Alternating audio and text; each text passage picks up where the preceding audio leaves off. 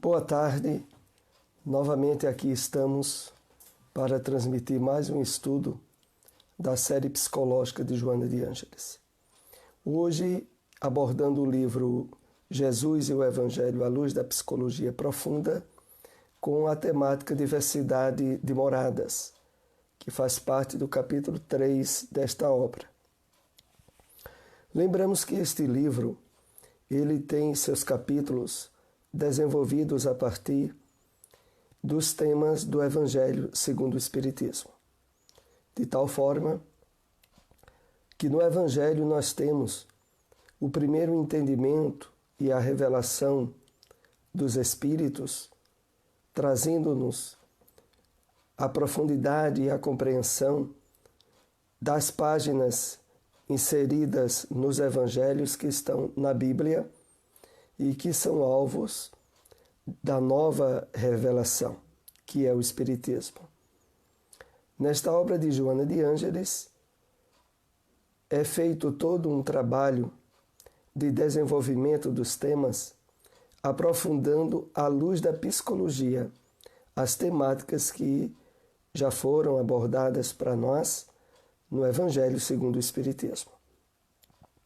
Vamos fazer a introdução, trazendo algumas considerações de um trecho de uma mensagem de Emmanuel. Para isso, recorremos ao livro O Evangelho comentado por Emmanuel, o Cartas de Paulo, capítulo 4, versículo 18 da segunda carta aos Coríntios. Separamos esse trecho. Não te agarres à enganosa casca dos seres e das coisas, aprendendo e lutando, trabalhando e servindo, com humildade e paciência, na construção do bem, acumularás na tua alma as riquezas da vida eterna. Vamos aqui fazer alguns apontamentos em cima desse tema que Emmanuel aborda e criar pontes com o nosso estudo de Joana de Ângeles. Não te agarres à enganosa casca dos seres e das coisas. Emmanuel aqui não só nos chama à reflexão, como também nos adverte e coloca de tal modo essa advertência que diz respeito a algo que predomina em a grande humanidade: o materialismo, o imediatismo,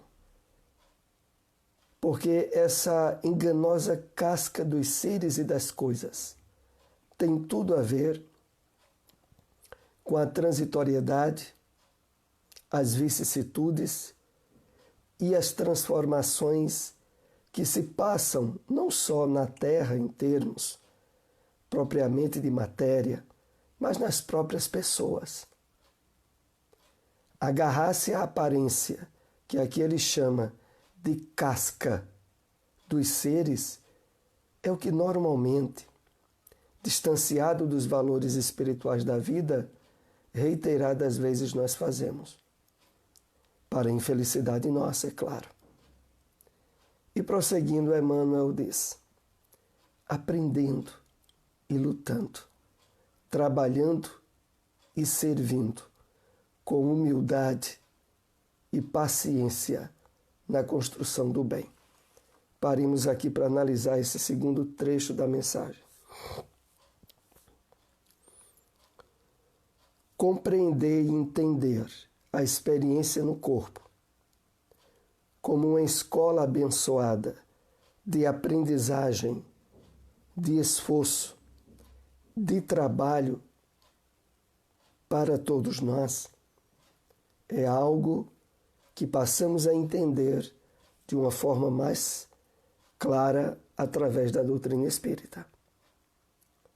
Mas esse esforço de aprendizagem, de luta, de trabalho, ele tem como coroa máxima, à luz do Evangelho do Cristo, o direcionamento para o serviço, para o servir, mas de uma forma que Emmanuel aqui elucida, bem caracterizada, com humildade e paciência.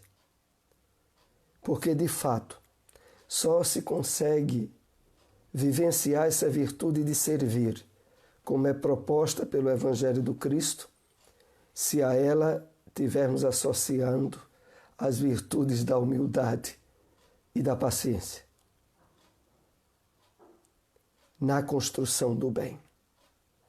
E terminando a mensagem, Emmanuel diz: acumularás na tua alma as riquezas da vida eterna. Aqui entendamos muito bem que as riquezas da vida eterna são constituídas pelas virtudes que o nosso espírito adquire através das experiências reencarnatórias, sobretudo. É para sairmos da presente experiência física espiritualmente ricos que a boa nova trazida pelo Cristo, desdobrada agora no Evangelho segundo o Espiritismo e compreendida agora à luz da psicologia profunda, a psicologia espírita, que estamos aqui iniciando esse estudo. Com essa temática, diversidade de moradas. Claro que já aprendemos com a doutrina espírita que há muitas moradas na casa do Pai. Jesus já o havia dito. E de imediato percebemos se referir à diversidade de mundos e planetas constituídos para a nossa caminhada evolutiva e de progresso infinito.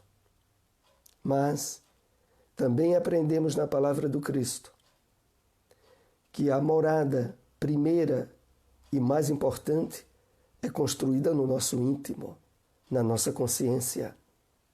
E que, independente do mundo no qual nós estejamos inseridos ou participando em determinadas missões, nós levamos para este mundo o céu ou o inferno que construímos dentro de nós. E é para cuidar, construir e estabelecer alicerces firmes e elevados nessa morada íntima que o Cristo é o nosso Mestre e Senhor. Vamos então para o primeiro slide do estudo de hoje, que começa dizendo o seguinte: a cristologia, em que se fundamentava a Igreja antiga e ainda permanece, apesar das atuais conquistas indiscutíveis da astrofísica, considerando Jesus Deus, em total embriaguez conceptual que se opõe à finalidade de Jesus homem, filho e não pai. Então, fazendo uma introdução à temática propriamente dita, Joana nos chama a considerar o que andou acontecendo ao longo da história humana, desde o surgimento do cristianismo, quando ela diz aqui que a cristologia, em que se fundamentava a Igreja Antiga, ainda permanece, apesar das conquistas indiscutíveis da astrofísica. Ela se refere ao quê? A percepção do Deus antropomórfico, como também da chamada Santíssima Trindade, colocada como interpretação humana na Igreja Católica e que se espraiou pela grande maioria das igrejas evangélicas. Não obstante os grandes avanços da astrofísica, né, da astronomia também, aonde ficou mais do que evidenciado de que a Terra não é o único planeta com possibilidades de vida humana criada pelo Pai, muitos ainda apegados à letra que mata da interpretação literal da Bíblia ou da interpretação ainda permanente em diversas igrejas evangélicas e católicas, minou a compreensão não só a respeito dessas moradas, como também, como é colocado aqui no texto, considerando Jesus Deus em total embriaguez conceptual. Aqui, inclusive, Joana de Ângeli usa uma expressão bastante forte, embriaguez conceptual, que se opõe à realidade de Jesus homem, filho e não pai. Ela tem razão para assim se colocar, porque desde as próprias palavras do Cristo, inseridas nos Evangelhos, na Bíblia, no Novo Testamento, Jesus deixou muito bem claro de que ele não era Deus. Inclusive naquela que é uma das últimas passagens de um dos Evangelhos do Novo Testamento, quando o Cristo, depois da crucificação, já tendo ressuscitado, tendo compartilhado com os discípulos novas instruções, as quais eles precisariam se esclarecer, diz a eles: eu volto para o meu Deus e o vosso Deus, para o meu Pai e o vosso Pai, estabelecendo de uma forma explícita que ele não é Deus Pai e de que não há bases para aquilo que teologicamente foi denominado como Santíssima Trindade. Deus Pai, Filho e Espírito Santo numa única pessoa. E continuando, Joana diz: considerava que essas moradas poderiam ser identificadas como o paraíso, o purgatório e o inferno, para onde eram recambiadas as almas após a morte física, de acordo com a sua fidelidade ou não aos postulados evangélicos. É claro que cada dia mais tem se fragilizado esse conceito de paraíso, inferno, purgatório, não só na teologia católica, como também da do céu e do inferno da teologia evangélica.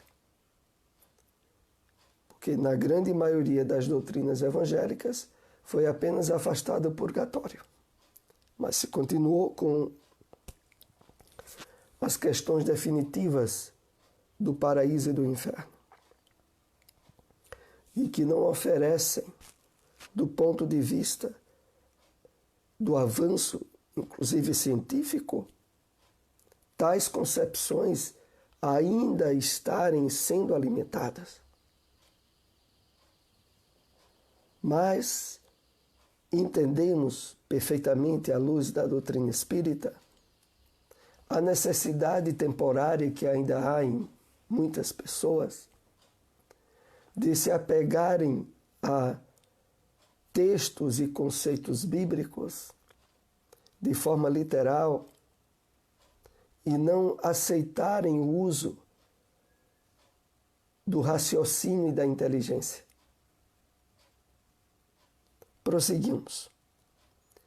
A pobreza e a aridez desse pensamento fanático olvidava ou condenava todos os povos nos quais as propostas de Jesus não haviam chegado e onde predominavam os excelentes ensinos libertadores de Krishna, Buda, Lao Tse Confúcio e muitos outros. Joana continua aqui no início desse capítulo, deixando bem claro alguns assinalamentos.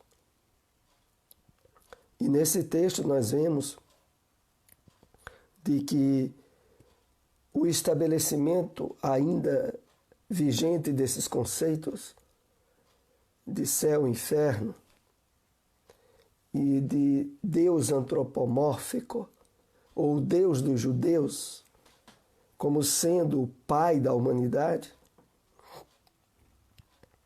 estabeleceu o absurdo da condenação aos demais povos que não tiveram e não têm o cristianismo como identificação religiosa. Todos os nossos irmãos do Oriente, em predominância, e para se ter uma ideia, a maior parte da humanidade está no Oriente, não está no cristianismo. O cristianismo é a terceira grande religião da humanidade. Mas o budismo e o islamismo estão em primeiro. E lá, aqueles que se tornaram os líderes e construtores de grandes movimentos religiosos não são, de maneira nenhuma, reconhecidos pelos cristãos tradicionais e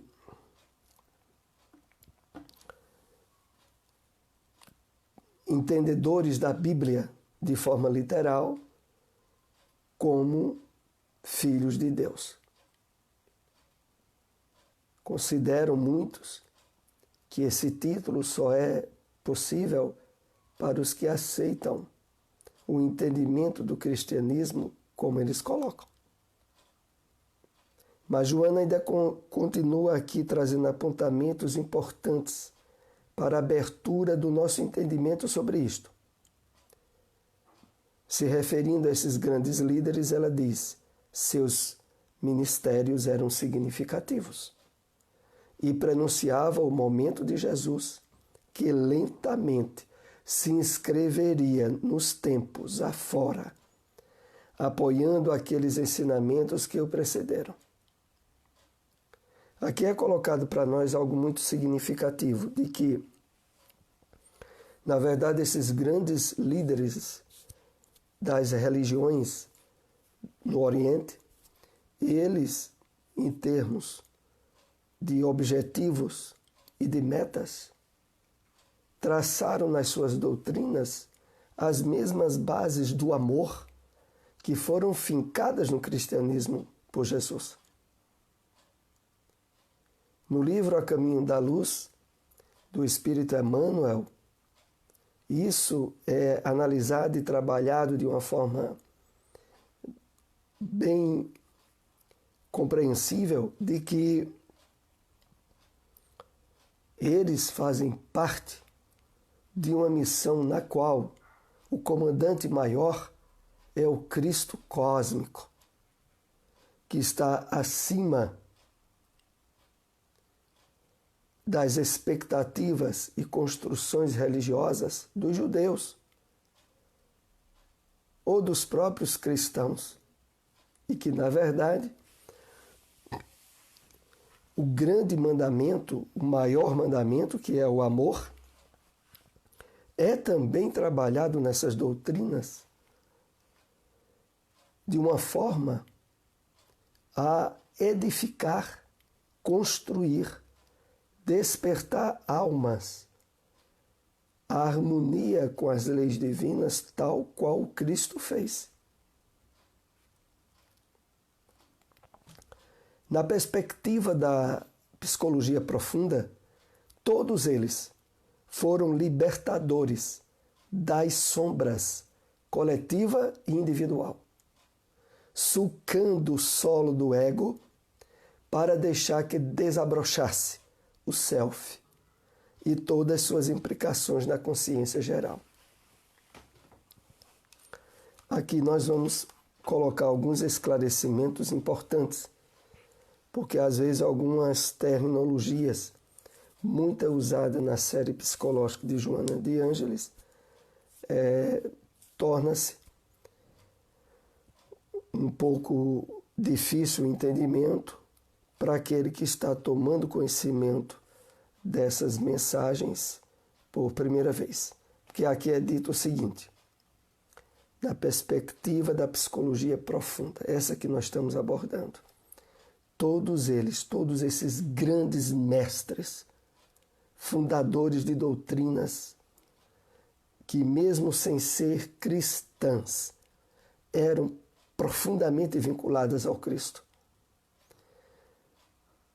Todos eles foram libertadores das sombras coletiva e individual. E aí é algo que nós já andamos tratando nos nossos últimos estudos. Porque a sombra coletiva individual tem a ver com o inconsciente coletivo e o inconsciente individual, o inconsciente de cada um de nós. Essas sombras, elas se referem a todo um passado que faz parte da história da humanidade e que vibra no cosmos e que provoca influenciações em todos nós. Assim como o passado espiritual reencarnatório que trazemos influencia muito a forma com a qual estamos vivendo agora, que é a sombra individual. À medida em que nós vamos nos abrindo à iluminação do Evangelho do Cristo, ao autoencontro, ao entendimento da vida sob a luz do Espírito imortal, nós vamos despertando o Self, que vai iluminando essas sombras nossas do passado, ou essa sombra coletiva, e deixamos de estar agindo sobre o impacto e a influência dos outros. Como o Evangelho diz, se o Cristo vos libertar, verdadeiramente sereis livres, se refere a esse aspecto, entre outros. É preciso trabalharmos de forma profunda, sincera e verdadeira o encontro com o Cristo, o despertar do Cristo interno, para nos libertarmos das sombras referente ao inconsciente coletivo e ao inconsciente individual que nós trazemos do passado, que agora deve ser ressignificado, redirecionado, percebido em termos de raízes que, quando não são analisadas e cuidadas, nos levam a atitudes e decisões desastrosas. Continuando. Intuídos pela percepção extrasensorial e alcançando o estágio luminoso, contribuíram decisivamente para o adiantamento espiritual de milhões de vidas, deixando marcas especiais de entendimento das divinas leis. O entendimento disso que Joana aqui coloca é para facultar qualquer um de nós a abraçarmos-nos como irmãos, independente de acreditarmos em Brahma, em Shiva, em Maomé, em qualquer um desses grandes líderes, porque, na verdade, todos eles vieram desempenhar e desempenharam papéis e missões à luz do Cristo cósmico. E por isso Joana aqui coloca que eles, intuídos pela percepção extrasensorial, a mediunidade, e alcançando o estágio luminoso, que é aquele estágio de integração com o sagrado, com o Deus interno, no nosso caso, o Cristo interno, contribuíram decisivamente para o adiantamento espiritual. Eles contribuíram de milhões de vidas, deixando marcas especiais de entendimento das divinas leis. Exatamente porque eles foram instrumentos também da lei do amor. Na meditação e na educação dos instintos, conseguiram desprender-se parcialmente dos elos retentivos da matéria, mesmo enquanto a habitavam, trazendo das esferas vivas por onde transitavam belas lições de harmonia e de felicidade. Então, o grande elo comum que as doutrinas orientais têm em estimular a prática da meditação, do despreendimento também dos valores transitórios e materiais, conseguiram, como o texto diz, desprender-se parcialmente dos elos retentivos da matéria, mesmo enquanto habitavam, mesmo durante a vida desses grandes líderes religiosos, eles deram exemplo de vivência integrada com os propósitos elevados que vieram realizar na Terra.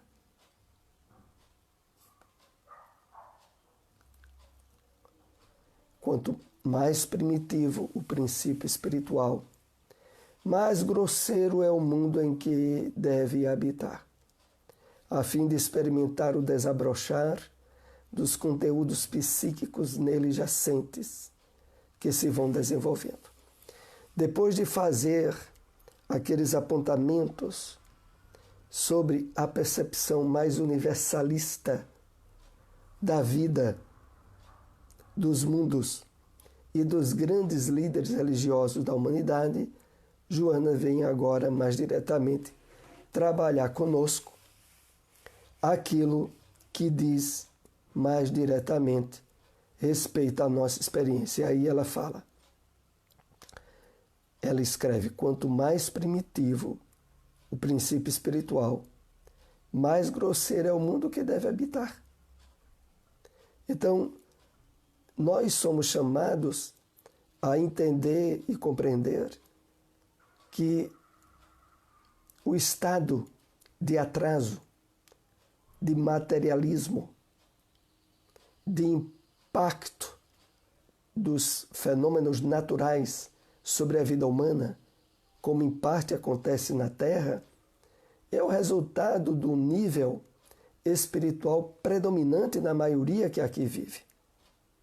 Necessitado ainda de estar sob o assodar de fatores, às vezes catastróficos, às vezes perturbadores, justamente como meio de ir trabalhando o despertamento desse princípio espiritual que jaz em nós desde quando saímos das mãos do Criador. O desabrochar, voltando ao texto, a fim de experimentar o desabrochar dos conteúdos psíquicos nele jacentes, que vão se desenvolvendo. Então, é uma consequência natural da lei do progresso, a necessidade dessa variedade de mundos habitados de acordo com o padrão de aproveitamento predominante nos espíritos que ali habitam. E continuando, Joana diz, o bem e o mal, essa dualidade, luz e sombra, em que se debate o espírito humano, representam o futuro e o passado de cada ser humano no trânsito evolutivo. Aqui nós vamos fazer mais algumas considerações.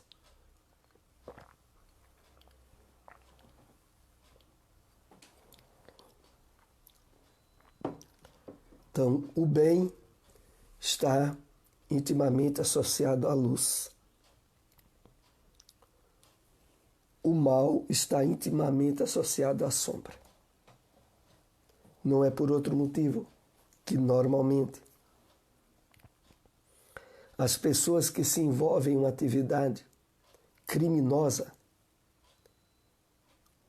negativa, de desequilíbrio, habitualmente o fazem às escuras, longe das percepções da maioria das pessoas, porque elas sabem que estão agindo de forma errada.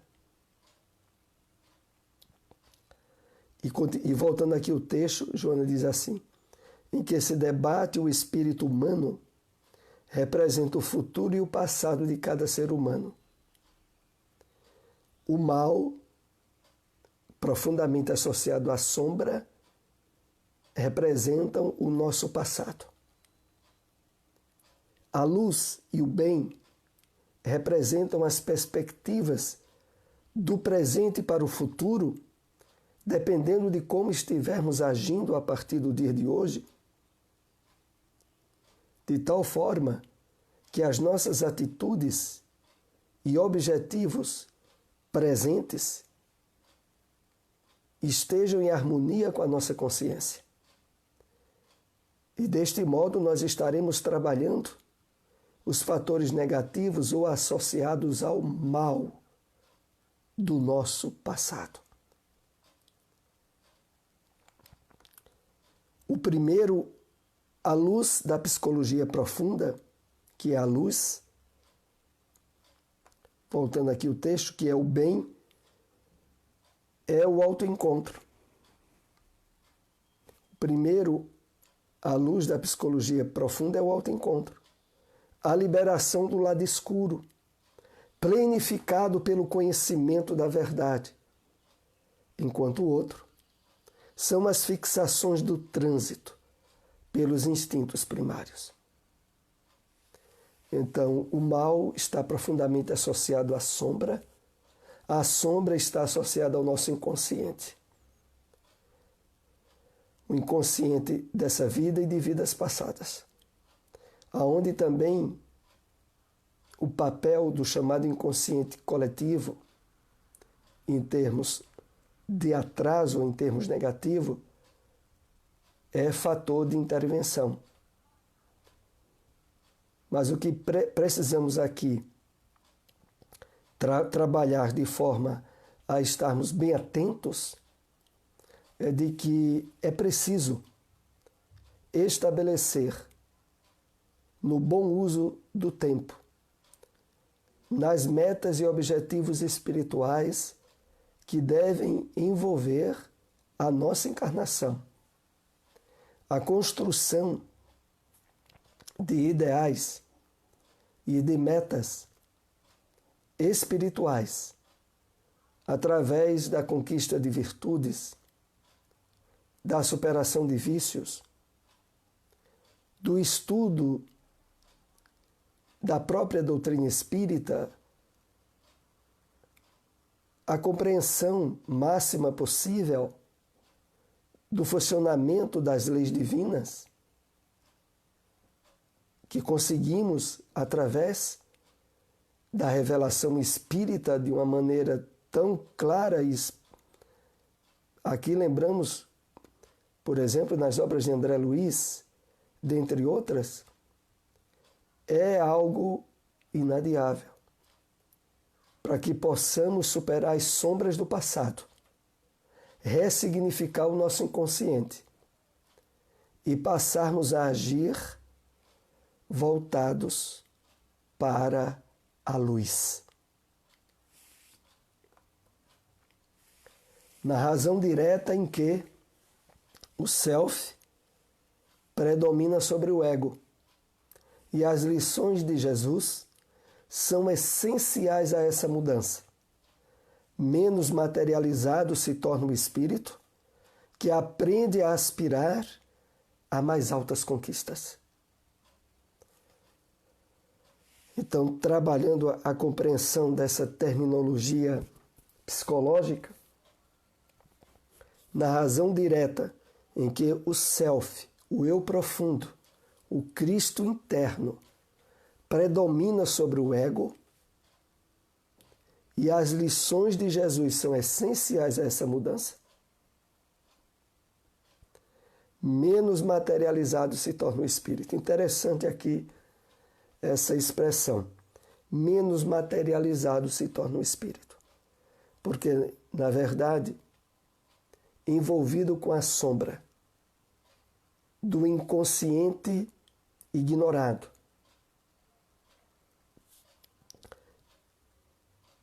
os fatores associados a esse passado pesam na estrutura do espírito. Pesam, inclusive, tanto em termos figurativos como reais. As atitudes criminosas, as atitudes negativas, facultam com que as pessoas, quando estão nelas envolvidas, sintam-se impregnadas com uma espécie de calor incômodo, de uma certa pressão, que diríamos aí, inclusive, pressão espiritual e material, que levam-nas a tomar decisões e atitudes envolvidas com essa sombra.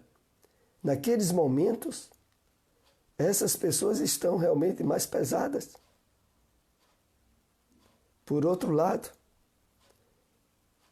a vivência das virtudes estabelece um nível saudável de percepção ao nosso espírito que nos torna leves. Ajudar alguém, diminuir o sofrimento de outra pessoa, a vivência da caridade, da forma mais ampla possível, faz com que, nesses momentos, a gente se sinta leve. Porque é uma realidade, não só em termos espirituais, mas diríamos também materiais. Por isso, Joana colocou aqui essa expressão.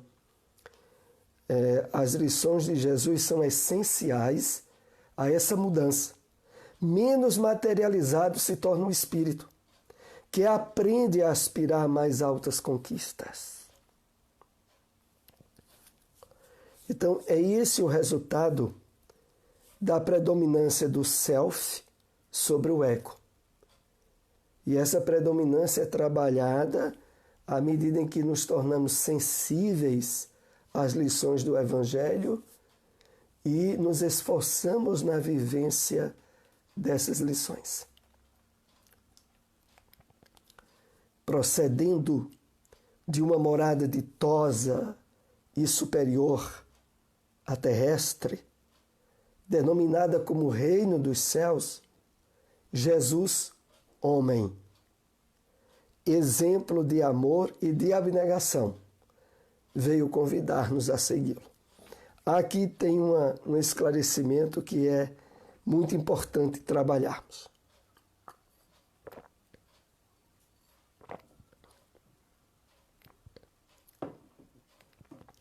Ao longo desse capítulo e de outros que iremos ver nesta obra, Joana faz menção a essa expressão Jesus, homem.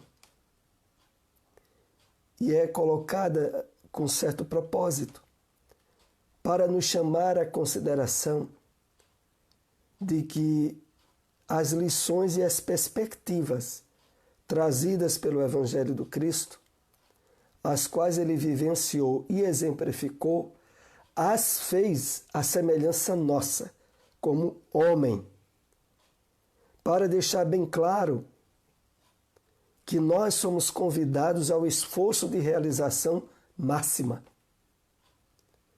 E nunca de ficar usando argumentos do tipo: mas eu não sou Jesus. Quem fez foi Jesus.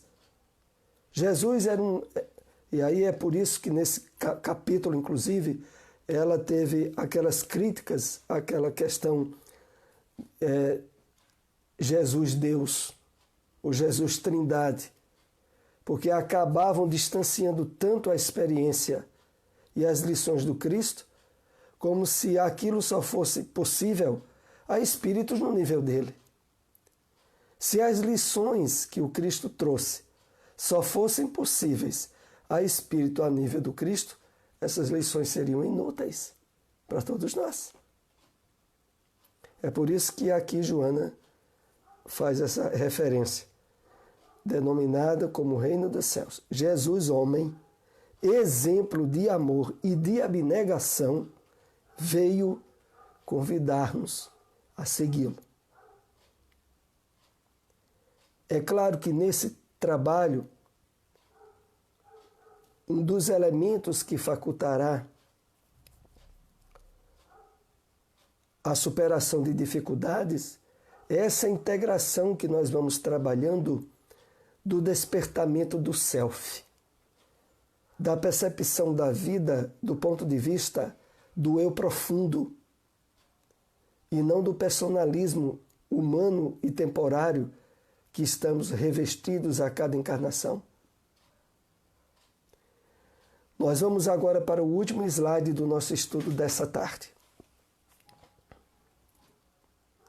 Com muita justeza, considerando a ignorância humana e elucidando quanto à necessidade da plenitude, explicitou que há muitas moradas na casa de meu Pai. Aqui, fechando esse entendimento que trazemos desse capítulo, que deixamos a sugestão da obra para aqueles que nos têm acompanhado, poderem ler toda a obra. Inclusive, eu quero lembrar que dúvidas, perguntas que alguém nos acompanhou tenha, é possível deixar tanto na página do Facebook, quanto no nosso canal no YouTube. Esse vídeo estará disponível no canal, inclusive os vídeos anteriores lá estão. E voltando aqui a esse slide, e as perguntas, as dúvidas, eu procurarei respondê-las o mais breve possível. E Joana diz aqui, com muita justeza, considerando a ignorância humana, porque se refletirmos bem, na época em que Jesus veio à Terra, em que o atraso, sobretudo na área da ciência, da tecnologia, nem se fala, ele precisava, em seus ensinos, já deixar sementes, perspectivas para o entendimento maior que viria depois. E em relação a isso, essa citação de que há muitas moradas na casa do Pai, hoje, nos dias atuais, a própria ciência facilitou muito o entendimento dessa proposta e desse esclarecimento do Cristo. Mas ainda assim, como estivemos debatendo ao longo desse estudo de hoje, ainda há muitas rigidezes religiosas no cristianismo, há um entendimento associado a esses avanços científicos e há a compreensão à luz do Espírito, já que, conforme o apóstolo Paulo já houvera colocado, a letra mata, mas o Espírito vivifica. É preciso entender e compreender os ensinamentos do Cristo à luz do Espírito imortal e não pela letra que confunde, que conflita, que mata, como diz o apóstolo Paulo. Agradecemos a todos que nos acompanharam, compartilhem esse vídeo e depois Visitem o nosso canal no YouTube e assistam os demais vídeos que lá colocamos. Muita paz para todos.